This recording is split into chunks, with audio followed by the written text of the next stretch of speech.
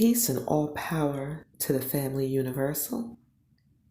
Tranquility over you and all of your houses. May it wash over you, and may this audio reach you in good health and anoint your spirit.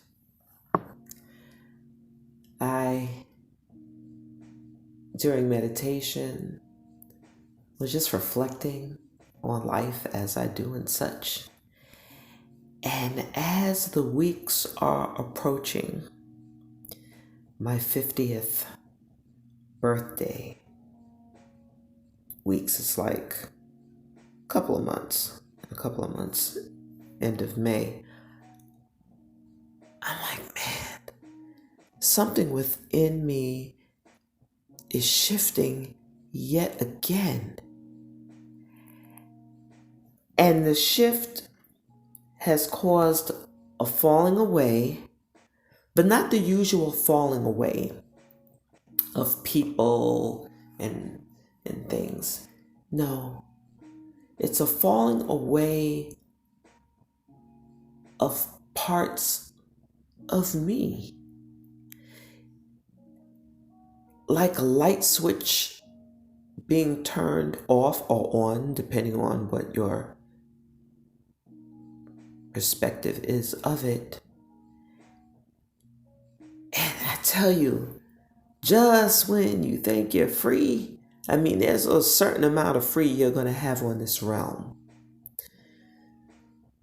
But when you're moving on to a next chapter, it's something else. I wish I can poetically put it in words. It's going to paint such beautiful colors and flowery images for you. Sometimes shifts are not necessarily pretty. Sometimes it could be chaotic and ugly. And in its beauty, you will find in the ugliness, beauty is there as well. Just as I tell you, even in darkness, there is always light. Even in the blackest of holes, there is evidence of activity. I would like to share with you, I'm nearing the end of a book I've been reading. It's a memoir from Jenifer Lewis, the mother of Black Hollywood. And I have to say, this definitely is a must read for all age groups, I feel, who can comprehend.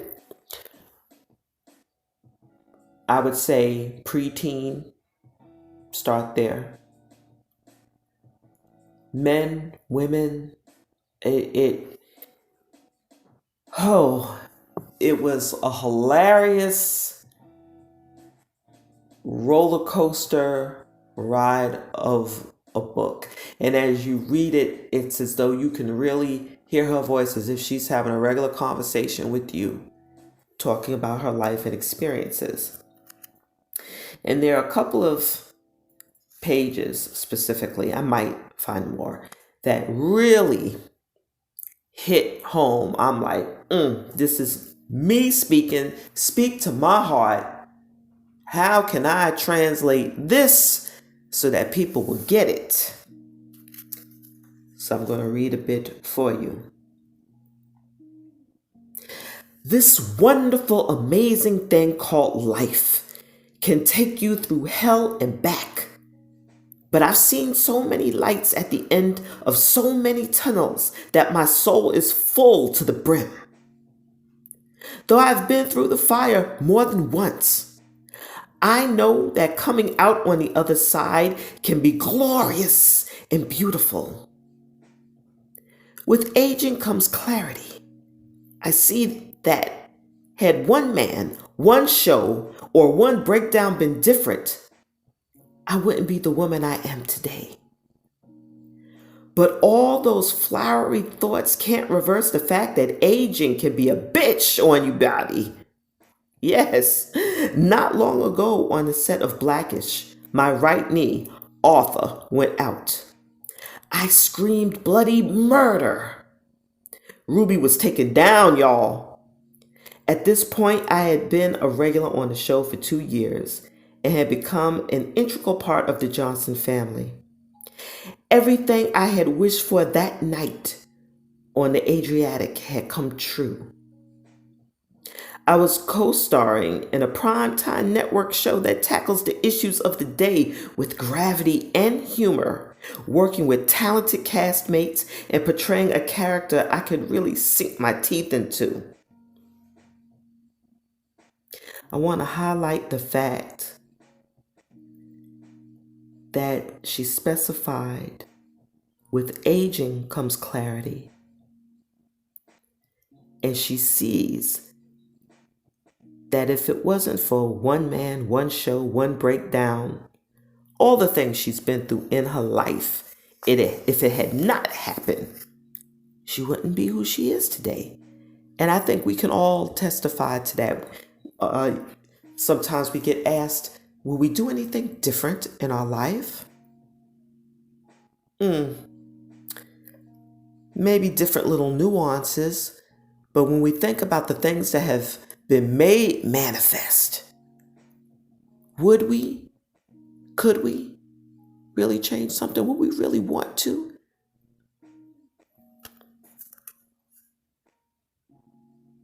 There's a section here. Dear reader, I was pulling into my driveway after spending a Christmas alone in South Africa. I'd run off to get away from the pain of a broken engagement, or so I told myself. While there, I toured Robben Island and stood looking at the cell where Nelson Mandela had been locked up for 27 years. 27 goddamn years, stuck in a cell. It was deeply moving. It wasn't until my car rolled into the garage of my home that I really took in the fact while Mandela may have been in a cell for 27 years, he had never been imprisoned. I, however, had no jail cell, but had been emotionally caged all my life, constricted by my own secrets. I turned off the ignition, looked around and thought, I owe. Because I have survived, I owe. Because I still have a smile on my face and I am in a good place in health, I owe. Because I live with bipolar disorder and thrive, I owe. Because I made it to the other side of sex addiction, I owe. Because my generation has left behind a world of chaos and environmental deterioration that the next is being made to clean up, I owe. Because while my role as the mother of Black Hollywood started out as just that, a part to play, the platform has afforded me the opportunity to have so many young people come to me seeking answers to why, how, what, when. Please, Miss Lewis, I owe. I owe it to the world to share what I have learned on my journey. People love gossip. I don't. I know the pain gossip caused me and those around me. After all the shit I've been through, I now know no one is better or worse than anyone else. We are all God's babies.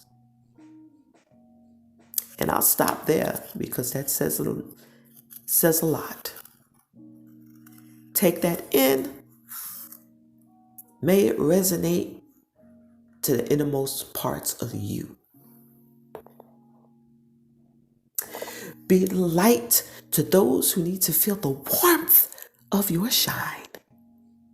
And know when to be darkness to those who need to feel the cool of your shade. In all things, there is light. My name is Trinia Murphy, and I am Ponder Quan.